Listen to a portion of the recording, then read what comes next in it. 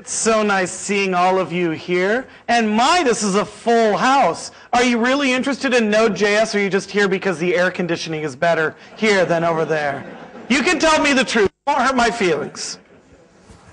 Hopefully you're interested in Node.js. A bit of a warning, some of you have been here all week. This is the same talk that I've been giving all week, so if you've heard me talk about Node.js before, you're going to be very bored because I'm covering the same ground. That said, if you do want to get up and leave, you really won't hurt my feelings. But some people are interested enough in this that they do want to see it 2 and 3 and 4 times.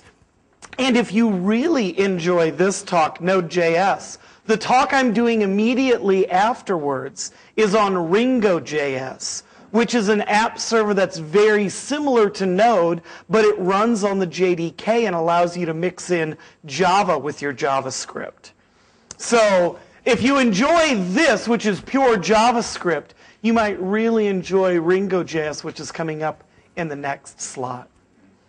But my name is Scott Davis. I've been spending a lot of my time in the Java space. My very first book was JBoss at Work. So I've spent a lot of time doing J2EE development, back when it was called J2EE development. Now it's just G, right? Java Enterprise Edition. But I've been doing a lot of Java Enterprise Edition development over the years. I've been doing a lot of Groovy and Grails development over the years. So whenever a new framework comes out, I'm always very interested in it.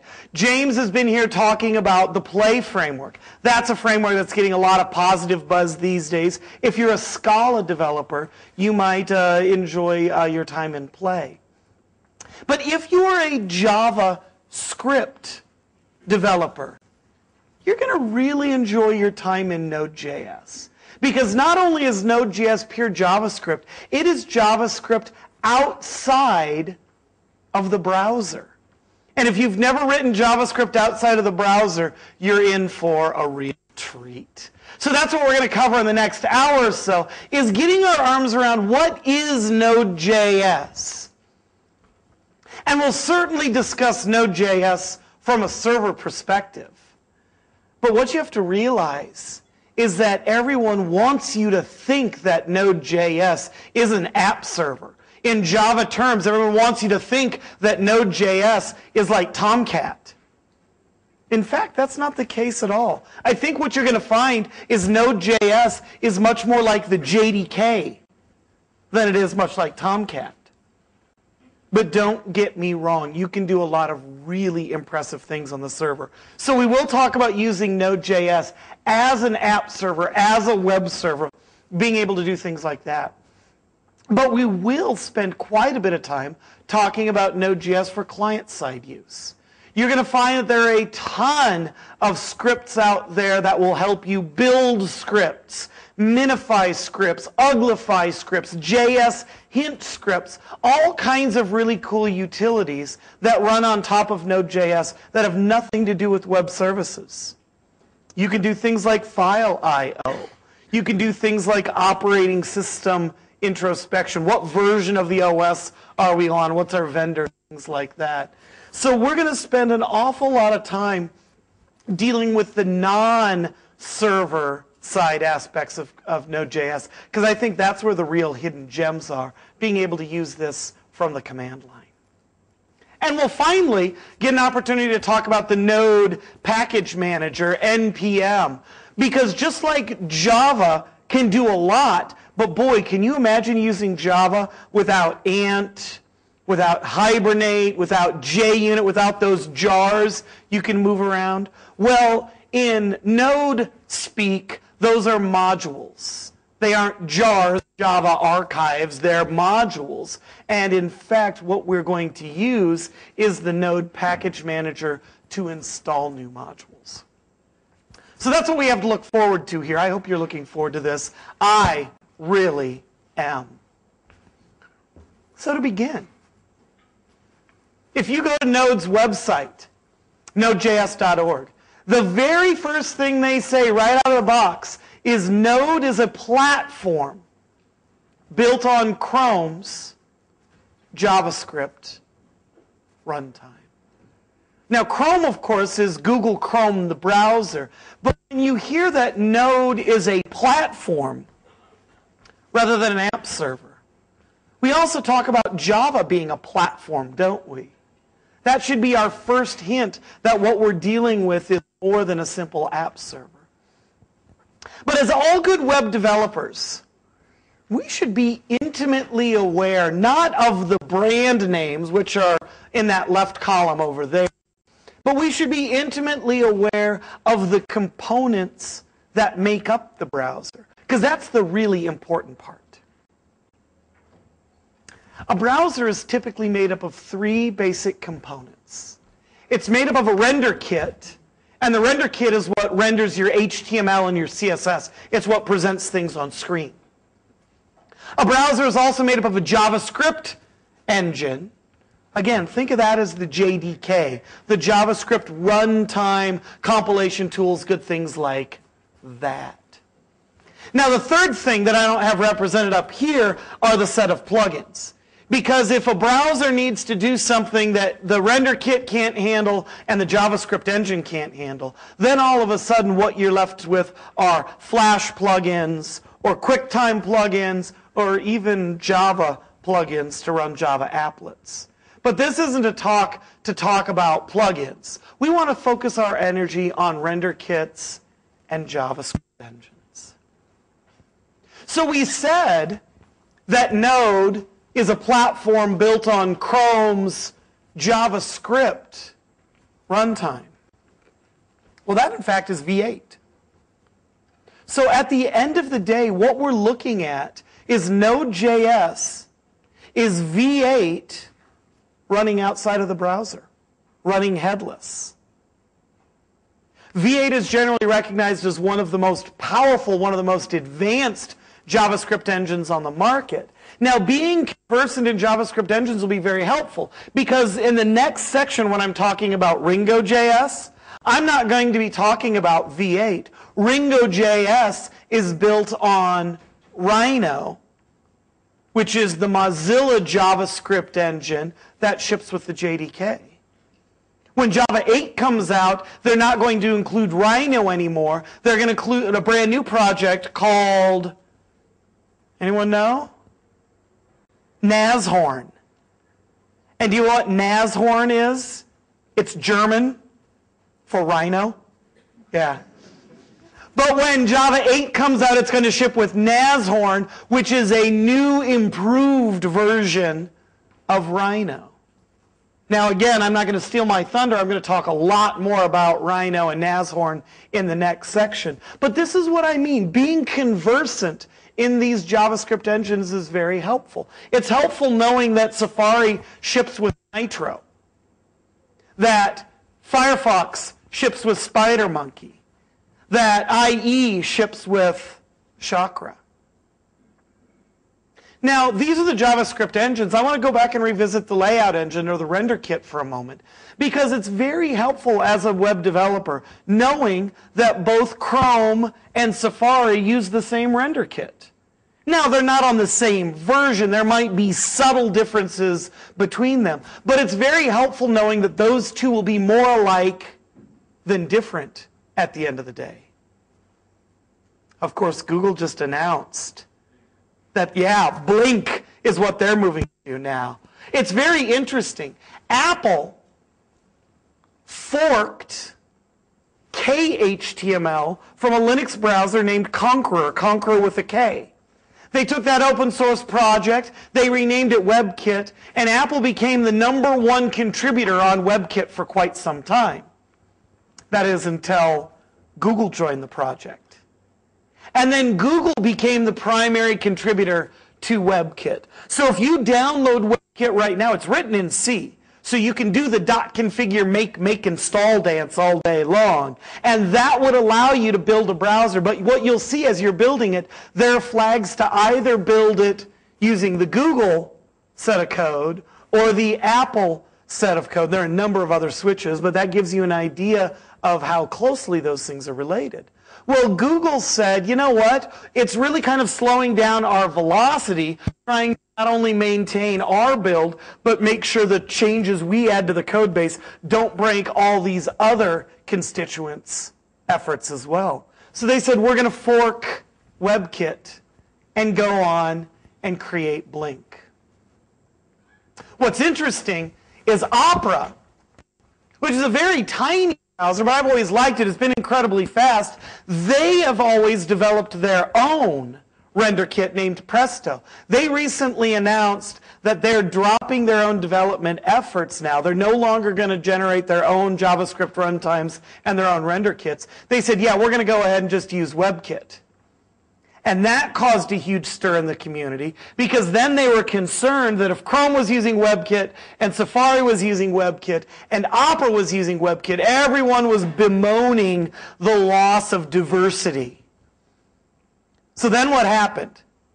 Google said, we're moving to Blink, and everyone said, oh, wonderful, we've got diversity again. And then Opera said, yeah, remember when we said WebKit? We were just kidding. We mean Blink too. We're going on with Blink as well. And so, yeah, you know how that goes. It's a soap opera. But being able to identify these kinds of things. By the way, these different layout engines are the entire reason why jQuery exists.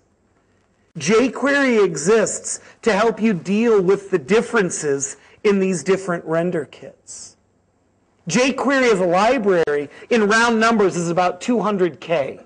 So that gives you an idea of how much code it takes to support all those different libraries. When jQuery 2.0 shipped just a couple weeks ago, one of the things they announced is they said, we're not dropping IE support, but we're dropping support for IE earlier than 9. Once again, this is basically a render kit issue. They're saying, we are not supporting these older render kits. We're only going to support the more modern version. And they said that allowed us to delete hundreds, if not thousands, of lines of code. It allowed them to shrink the size of jQuery. I think jQuery 2 is coming in at about 150K, again, in round numbers. There's another library out there called Zepto. Have any of you ever used Zepto before? Z-E-P-T-O? Zepto.js? No? You might want to check it out. Zepto offers you an identical API to jQuery. It allows you to do everything that you could do in jQuery. But instead of a 200K library, it's a 4K library. How do they manage to do all that? They dropped support for all other render kits except WebKit. And so if you look at using jQuery for WebKit at 4K and jQuery for all of those render kits at 200K, you begin getting an idea of how much code, how much effort jQuery uses to kind of paste over the differences and make it easy for us to write to a common interface and then polymorphically apply itself to different render kits under the scenes. Does that make sense? Yeah. So being able to say V8 is a nice modern JavaScript runtime makes it mean a little more to us now when we say that Node is basically V8 running headless. And V8 will be the JavaScript engine of not only Chrome, but Opera in an upcoming version. So that is Node.js. While we're talking about render kits, I want to briefly mention another library you might find interesting, Phantom.js. Phantom.js is WebKit running headless. If Node is the JavaScript engine running outside of the browser, Phantom is WebKit running outside of the browser. And you might say to yourself, well, wait a second. A render kit is all about visualizing this data. What good would it do me having a render kit that doesn't visualize anything? Unit testing. Phantom.js is an outstanding library for unit testing. So you can run this headless on your servers. You can run all of your unit tests, whether you're running Jasmine or QUnit or my personal favorite, Mocha and Chai. Those are two great libraries. I can't imagine Mocha Chai tasting good, but the Mocha JavaScript library and the Chai library used together tastes delicious. I don't know how that works. Yeah. But you could run all of your Mocha unit tests headless in your browser. Excuse me, in your continuous integration server. All right. So these are some folks that are using Node.js. Cloud9 is an interesting one. It's a full IDE written in JavaScript. If you are a Java developer, you're probably used to dealing with Eclipse, which is a Java IDE written in Java. Anyone IntelliJ users out here? Oh, I love IntelliJ. IntelliJ as well is a Java IDE written in Java, so they're kind of eating their own dog food. If you want, you can pull down Cloud9. Cloud9 is a JavaScript IDE that gives you control space, auto-completion. It gives you a nice directory tree over on the side. It gives you syntax highlighting, all that stuff. But it's a JavaScript IDE written in JavaScript. So what that means is you could run this server side and across the wire in your browser be editing your code, but you can also run it in Node.js locally, which means it'll spin up. You'll be able to have your IDE, but you'll have full file system access, all that kind of good stuff. Cloud9, it's an open source project. eBay, you've heard of before, auction company. They're using Node.js for its evented lifecycle. It's interesting. JavaScript is a single-threaded programming language. There is no notion of threads inside of JavaScript. Now, once you get inside of your browser, you do have web workers. That's the way you get multi-threading. But that is a feature of the browser, not of JavaScript, the language itself. You're going to see over and over again all these code examples I throw your way are event-driven. They're asynchronous in nature. And so what eBay uses Node for is handling all of this asynchronous eventing. Because as you read micro benchmarks, in many cases, Node outruns Apache, outperforms Tomcat and JBoss and Geronimo. It's interesting, but again, it's written in C, and since it's single-threaded, it is incredibly fast. And that's why eBay is using it. Now, Yahoo is using it for a slightly different reason. If you end up using the YUI library, the Yahoo UI library, it's a bunch of different JavaScript widgets you can include. Okay, I want the accordion widget over here, and the drag and drop widget, and the horizontal scroll widget, and I want to bring all these things together. Well, you can have n number of combinations of all these various widgets. And so when you make that request, it's actually Node.js behind the scenes getting that request saying, do I have a cached version of this unique combination of widgets? If I do, I'll turn around and return it to you right away. If I don't, I'll build up that stack, cache it, and send it off to you so the next request comes in. That data will already be there. This has nothing to do, Gesundheit. This has nothing to do with rendering a web page. This has everything to do with serving up resources so you can render it up client side. The last example, Voxer, is a startup that does a lot of VoIP, a lot of voice over IP, things like that. They're actually using Node.js for their APIs. Because their APIs are all JavaScript based, all JSON driven, all RESTful JSON stuff. And they said, well, we could use a Java app server, but then we'd have to convert it to JavaScript. We could use a Ruby web server, but then we'd have to convert it to JavaScript. We could use a .NET web server, but then we'd have to convert it to JavaScript. You get the idea. What if we just used JavaScript? And then we wouldn't have to worry about converting it. So in each one of these cases, Node.js is being used not as a traditional web server, but in various other interesting ways. Now again, it makes an outstanding web server, but I just want you to be thinking about all the different ways you could be using it as well.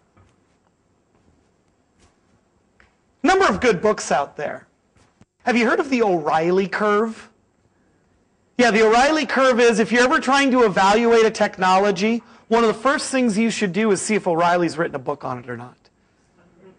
If O'Reilly has, you're probably safe. Well, guess what? O'Reilly's got 2 books on Node, so you're really safe. Nothing to worry about. These are 2 of my favorite, not just because I'm an O'Reilly author. Learning Node, if you wanted to get started with this, I'd recommend that. That seems to be the easiest book of the bunch. The second title down, Node Up and Running, is a very good one, but it takes a more intermediate approach to these things. And then Node.js in Action, I really like the In Action books. Groovy in Action, Grails in Action are both very good books published by Manning. But the reason why I'm interested in Node.js in Action specifically is one of the authors is a gentleman named T.J. Hollowaychuk. And if that name doesn't ring a bell, the more you get into Node.js, the more you'll see his name popping up everywhere. T.J. Hollowaychuk is the guy who wrote Express, which is a web framework that runs inside of Node. See if you can stick with me on this. Struts is to Java, as Grails is to Groovy, as Express is to Node.js. It's hands down the most popular web framework running on Node.js today. And he's the author of it. He wrote Mocha. I told you that was my favorite JavaScript testing library. What I love most about Mocha is I can either run it server-side in Node.js or I can run it client-side in a browser. That's incredibly powerful with unit tests. If I run it server-side inside of Node, that's great. That means I'm testing V8. I'm making sure that I've got all that stuff there. But then being able to take that exact test unchanged and run it in Safari, and run it in Firefox, and run it in IE means that I can not only have my continuous integration server making sure I didn't commit any gross errors, but then I can run it inside of each one of those individual browsers to make sure that I didn't miss any fine changes among them. He also wrote Jade, which is an HTML templating library. A lot of stuff out here. And he looks like he's about 15 years old. So he annoys me because he's one of those guys that has nothing but spare time. All he does in his spare time is write incredibly high quality software. I hate people like that. This guy needs to get a hobby. Node.js, thankfully, is stable across all platforms. If you've been using open source for a while, you know that sometimes libraries work really loads of code to Node. Oh, that was a poem, wasn't it? Boatload of codes to Node. There we go. To make sure that it runs like a first-class citizen on Windows. So if it runs just as well on Windows as it does on a Mac, as it does on Linux, that sounds like another programming language you might be very familiar with, doesn't it? Yeah. Have you heard that phrase, war? Right? Thrown anywhere? We use that to describe Java. But I'm going to steal it unceremoniously from Oracle and apply it to JavaScript. Because while I absolutely agree that we can run Java across any desktop that we want, Windows, Linux, OS X, you name it. Can you run Java on a smartphone? Well, it depends, doesn't it? If it's an Android phone, you can. If it's a BlackBerry, you can. What if it's a Windows phone? No. What if it's an iPhone? No. So that's not right once run anywhere. Can you run Java on your TV? Can you run Java on your Blu-ray player? No. But what we find is that JavaScript not only gives us 100% coverage across all of our desktop browsers, it gives us 100% coverage across all of our smartphones and tablets. JavaScript will run on Windows Phone, Apple Phone, Android phone, BlackBerry phone, you name it. It'll run across all the tablets. JavaScript can be used as a scripting language in Flash JavaScript can be used as a scripting language in PDFs. JavaScript can be used as a scripting language in OpenOffice. And the very latest version of Microsoft Office, what is it? Office 27? I don't know. It's a big number now, whatever it is. The latest version of Office, in addition to using Visual Basic for applications, VBA for your scripting, you can use JavaScript for scripting up your Word docs, your Excel docs, your Access databases, and so on. And you can run JavaScript on your smart TVs. I spent 3 years on a project with Time Warner Cable back in the States. Anytime you have a smart TV, I have to say that in air quotes, anytime you have a smart TV, a TV that has an Ethernet jack or a Wi-Fi connection in it, it's got a browser in it as well. And usually it's got a WebKit browser. And that means we can not only run all of the HTML that we would normally do, we can run JavaScript as well. One of the things we were doing at Time Warner Cable was taking all of that code that was running on the cable set-top box, the one that displays the grid guide, the one that displays your channel listings, all that. I guarantee you that that code is written in state-of-the-art Java 1.1 AWT. There's a whole slew of Java developers at Time Warner Cable that have awful resumes because they say, I'm a Java developer, but the only work I've done is on Java 1.1 AWT. Who's going to hire those developers? Yeah? Well, other cable companies. Yeah. We were in the process of porting all that 1.1 code to jQuery, to Backbone, to Underscore, to those different JavaScript libraries to run on smart TVs. So absolutely JavaScript gives me that aura that we would only hope to get out of Java. This is my preferred technology stack right now. Node.js for my app server and CouchDB for my persistent store. CouchDB is a NoSQL database, but it is implemented in JavaScript as well. All of the data is stored as JSON. All of my queries are done in JavaScript MapReduce, and it is fully RESTful. I do HTTP gets to select out. I do HTTP puts to insert. I do HTTP deletes to delete. So as a web developer, having JavaScript on the client and JavaScript on the server and JavaScript in my database is really helpful in terms of keeping one language across all tiers of my app. So, that's a little bit of background. Let's start slinging some code around like we had good sense. So this is the typical hello world that you're going to see out of Node. This is right off of their homepage. They say, hey, if you want to spin up a server, go ahead and pump this code out. And it just so happens that we have that code already written. So there it is. We'll talk about what it means in just a second, but if I come in here and run it, we can see that I have a web server running on port 8000, and if I come in here and look on localhost 8000, you see hello kids. If I come in and change that to read hello kids 2013, we'll see, we'll see that once I reboot, there we go. This is hello kids 2013. The reason why Node required a reboot is I'm running it in the simplest possible way. There are a number of modules that you can plug in that will actually watch your directory for change and reload this kind of stuff. So this is the simplest possible hello world in production, or even in regular development. You won't worry about that. You'll set up watcher processes to manage that for you under the covers. Excellent question. So let's try to figure out what's going on here. On line 1, what we're doing is we're requiring HTTP. As a Java developer, you should read that as import HTTP.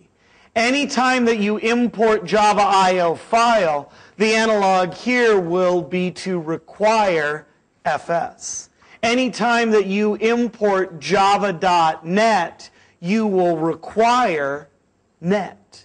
Anytime that you import java.net.http, you'll require HTTP. We have a bunch of different packages floating around. The HTTP is just one of them.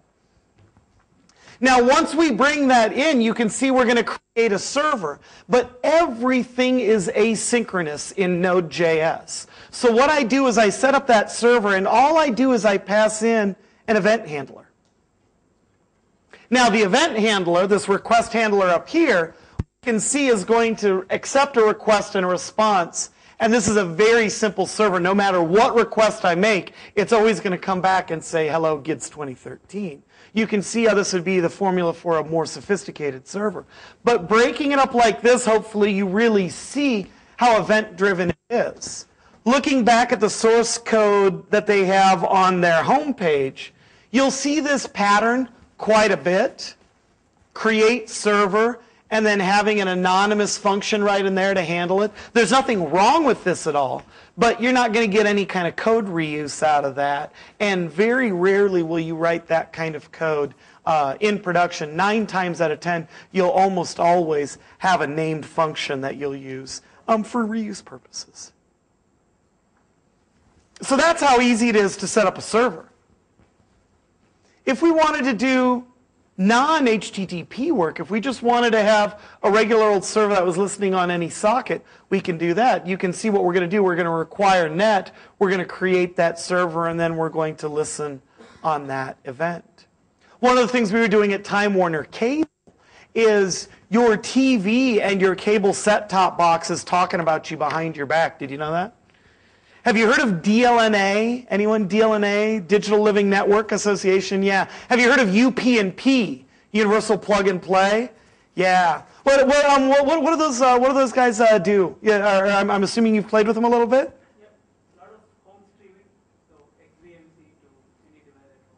You nailed it. Absolutely right. If you've got a smart TV hanging on your wall, one of the things it'll do is it'll be pushing out not TCP packets, but UDP packets. Stateless packets that are just floating around out there saying, hey, I'm a TV. Hey, I'm a TV. Hey, I'm a TV. Every one of your cable set-top boxes are sending out those UDP packets saying, I'm a set-top box, I'm a set-top box. And when the TV and the set-top box discover each other, they can start streaming video over HTTP instead of streaming it over an HDMI cable or an RCA jack or something like that. So in order for us to deal with DLNA and UP&P, we needed to be able to listen on UDP sockets. Now, since I'm a Groovy guy, I wrote this code in Groovy instead of Node.js. But we could definitely have written this as well, start listening on those UDP ports, and start responding accordingly. So that's Node.js running server side. Like I said, I'm more interested in having it run client side. I think this is where a lot of the interesting stuff kicks in. So just like you would read your Java docs to figure out what's going on with Java,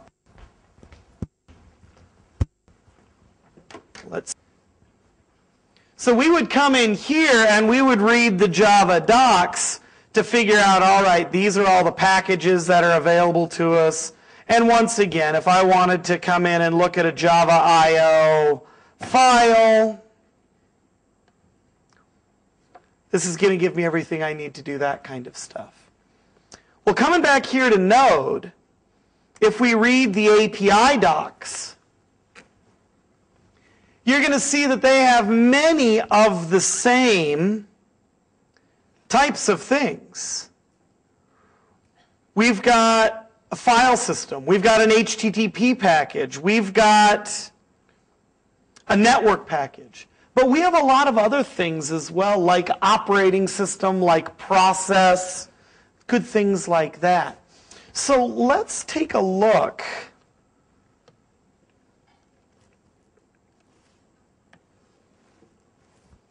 at what JavaScript would look like doing some introspection on your operating system. So you'll notice what we're doing. We're requiring OS, so we're bringing in that library. And then we're dumping out to the console, hey, here's what type I am, here's my platform, here's this, that, and the other.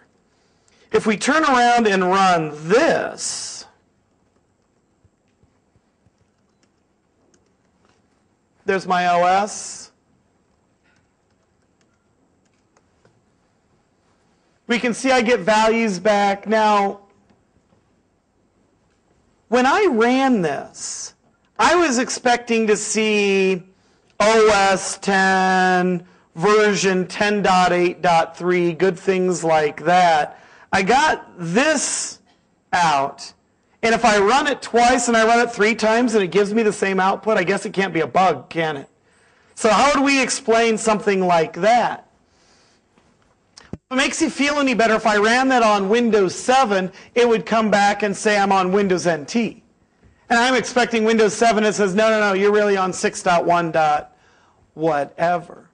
What's going on there is these things are technically correct. If you run the uname command, that's what's going to give you these kinds of values. In fact, what I'd much rather have are things like Mac OS 10 and 10.8.3. Well, there's a command line utility on OS 10 called swvers that allows me to figure what this stuff is. That's looking a little bit better. And on Windows, there's an app called System Info that gives you that kind of information. So gathering together everything we know at this point, I can start doing something like this. I can not only require OS, which gave me that stuff, but I can bring in child process as well. Remember, JavaScript is single-threaded, but we're running on V8, which is written in C. So V8 can spin up as many threads as it wants. JavaScript can't, but Node.js can. So once I spin up a child process, I can switch based on what type of operating system I'm on. If I'm on Darwin, I'll go ahead and execute swvers. I'll shell out and do that. If I'm on NT, I'll shell out and do system info, and otherwise I'll do what I would normally do. So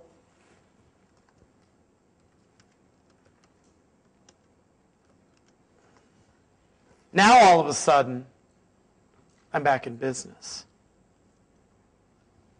Does that code scare anyone? Shouldn't. But what's neat about this is you're using JavaScript in a very different way. We're not dealing with things like the navigator and the window. Once again, those things come to us courtesy of the browser. So things like navigator, vendor. Yeah. And navigator, app version. Those are the kinds of things you'd expect to see in a browser. It's really helpful being able to do the same type of introspection, but based on the operating system you're running on. So if you're running on a Unix-like operating system, you can make your file path look one way. If you're on a Windows box, you can make it look another way. If you know that you're on Windows, you can reach out to Microsoft SQL. If you know you're on Linux, you can reach out to Postgres. Doing those kinds of things are incredibly helpful.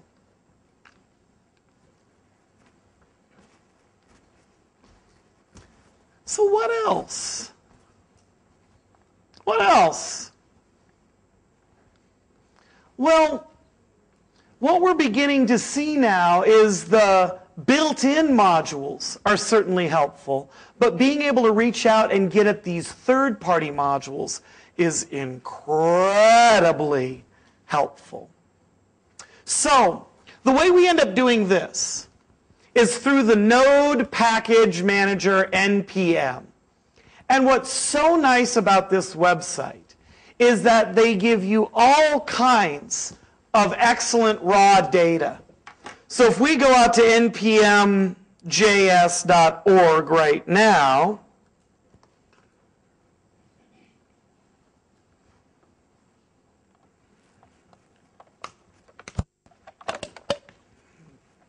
we can see there are close to 30,000 modules floating around out there. Node.js is like punk rock. You don't have to be a software engineer at all. You just need a free GitHub account. Publish it to GitHub and woo, you're a .NET developer, excuse me, you're a Node.js developer. Yeah? But what's so nice about this is anytime we're looking at these different packages, I mentioned to you Express. Express is one of these packages that being able to go in and see the metadata about it, see that this is how you would install it, see that they're getting 4,000 downloads a day, gives you an idea of how popular this given framework is. There's a framework called JS Lint, written by Douglas Crockford, that allows you to check out your code. Now take a look at these numbers. There's another library called JS Hint with an H.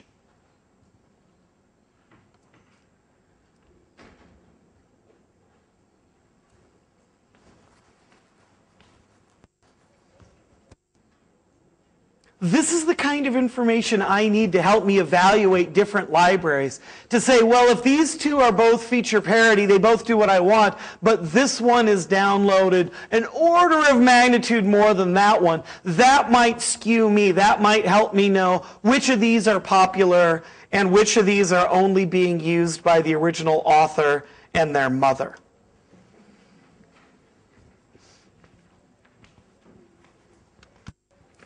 So NPM was developed by a guy named Isaac Schler. Now this name is important because the guy who created Node.js, Ryan Dahl, after about 3 years, stepped down from the project. Notice who they handed it off to. The guy who wrote NPM. So Node.js as a project is very healthy, very vital, continuing to be developed and being run by the guy who maintains NPM. So that lets me know that it's got good stewardship. Even though this is the public face of Isaac, I still trust him and I still trust the software. Crazy guy. Crazy guy. The way all these packages work is they all have a magic file named package.json. And this file package.json stores all of the metadata about a given project. You can see it stores the name and the version and the description, any scripts that go along with it, the repo that it's stored in, the author, the license.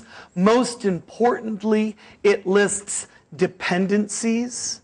So when you go to install this module, it will install all that module's dependencies as well. And it's transitive, so it'll look for all of those modules, package JSONs, and install their dependencies as well. What's so nice about this is that that metadata is right there. You don't have to guess. This is a big problem in the Java community. How do we store this information on a jar? The file name? If you're lucky. How many of you have a file named junit.jar hanging out in your lib directory? You have no idea who wrote it, what version it is it up to date or not? It's just a file sent in a file system somewhere. Having all your information in package JSON is so valuable that even non-Node.js projects have begun adopting this as a standard. If you leave today learning nothing else, understand that package JSON should be a vital part of your web development process. Because when we look at something like GitHub on the jQuery project, which again has nothing to do with Node at all. jQuery is totally orthogonal to Node. But if we look at, oh my goodness, what they have in their root directory, they have a package.json file in there. And that package.json file is talking about, yes, who wrote it, where we can get it, where we can find bugs, how it's licensed. Now, jQuery doesn't have any dependencies, but it does have a bunch of developer dependencies. So now we can tell as well what library jQuery uses for its unit testing. for its build test, for different things like this. So you come to GitHub and we look for Backbone.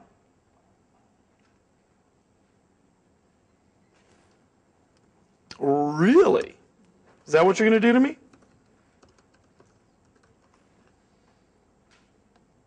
Underscore. And a bunch of dev dependencies. Oh, look, they're using Phantom.js for their unit testing. So while this is absolutely required for Node.js, it's becoming a de facto standard for almost every JavaScript author to use as well. There's a really nice website out there called Node.js, not Jujitsu, but Node.js, that has an interactive set of documentation on a package JSON. It shows you all the different elements that are available in there. Now, one thing that's really important to the effectiveness of package JSON is the use of semver, or semantic versioning. Now, we're used to having this major, minor patch number, but Node.js NPM enforces this. You have to have 3 digits. You have to have all 3 digits present. And the idea is, if I'm using 1.7 of a library, I should be able to use 1.7.1 or 1.7.9 or 1.7.99, right? That third level, that patch level, is probably just for bug fixes. I would hope that if I'm using 1.8, they haven't made any API changes from 1.7 and 1.6. If they're going to make major breaking changes to the API, they should run from 1.0 to 2.0. That's the idea behind this. What that also means then, in your package JSON, you can start doing things like this. You can start saying, yeah, you know what? You can use this version. Yeah? Now, I don't like that syntax. I greatly prefer that syntax. That makes it a little bit clearer in my mind. Saying, hey, you know what? I can use any version of Connect that you'd like, and I could turn around and do that as well. What I can't do is that. I always have to have a semantic version available to me. All right. So even if you don't have your own package JSON file, you can type in npm init, and it will walk you through a nice wizard. So as you're answering these questions at the command line, it will turn around and write out a nice package JSON for you. That's how important this file is in the JavaScript community.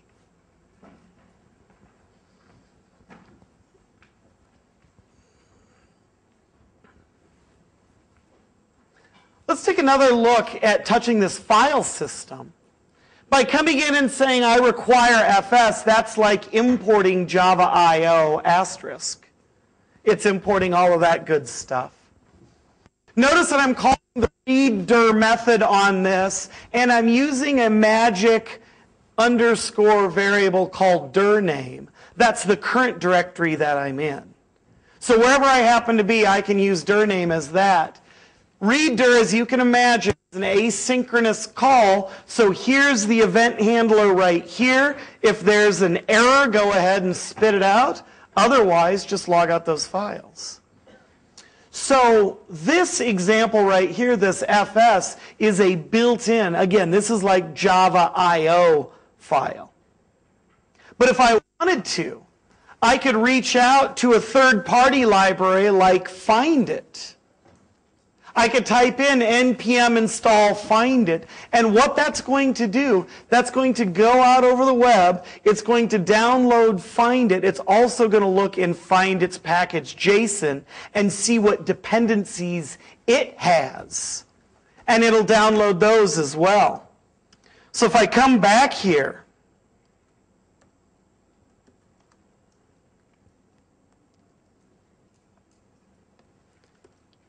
and I search for find it,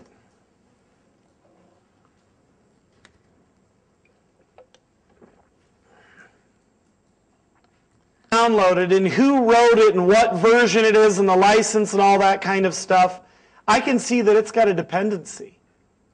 So when I do an npm install, it'll not only install find it, it'll install this dependency.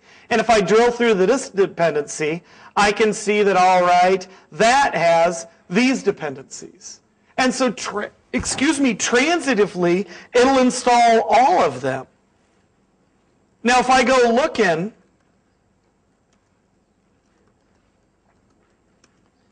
in this node modules directory,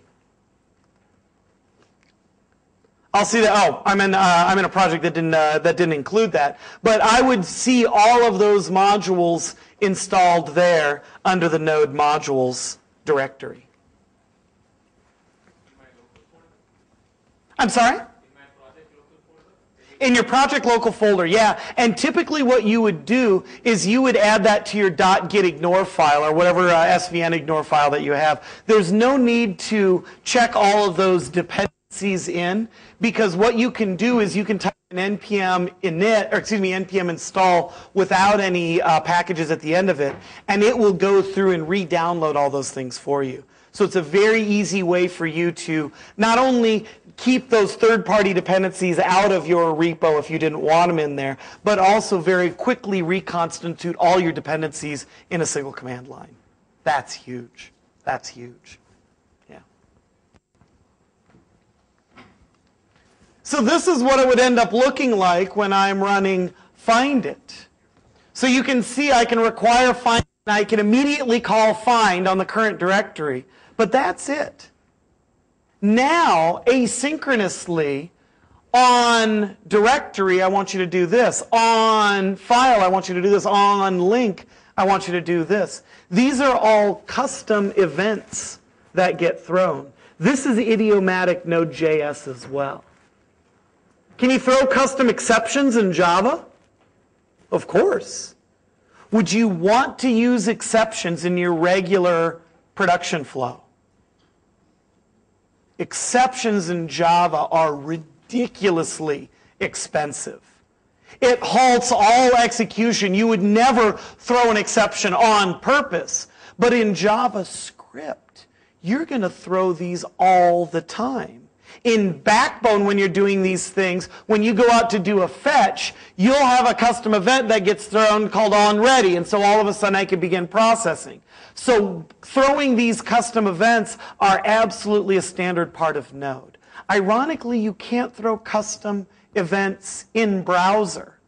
You can only do this in Node.js. But this is idiomatic. So,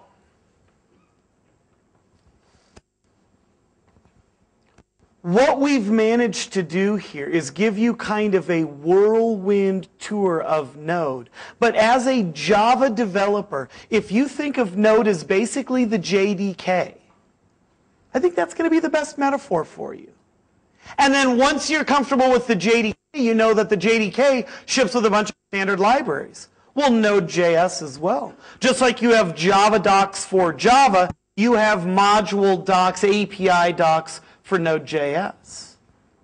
Just like you grab jars and drop them into lib directories, and you might not copy them manually. You might use Maven, you might use Gradle, you might use Ivy, but we know the standard way that Java deploys this functionality, jar files. And that's nice. I really do like jars. I love the fact that it's a single file I can drop in a directory. But what we're typically missing is the metadata, which is why package.json is so incredibly rich. Because in addition to the name of the package, we get semantic versioning, semver, we get the author, but most importantly, we get all of the dependencies and all the developer dependencies. So it means that when you npm install something, the transitive dependency management runs circles around anything we have in the Java space. But that, my friends, is Node.js in a nutshell. Now, as I mentioned, this is pure JavaScript. In the next 10 minutes or so, is it 10 10-minute break? I think we got a longer break this one. I think this is our coffee break. But when we do get back together, if this kind of thing interested you, come back and see me for Ringo.js. Because Ringo.js is basically a Node.js that runs on the JDK. So you'll be seeing ways that you can mix your JavaScript with your Java seamlessly on the server. Did you enjoy yourself? I did. Thank you so much for your time and attention.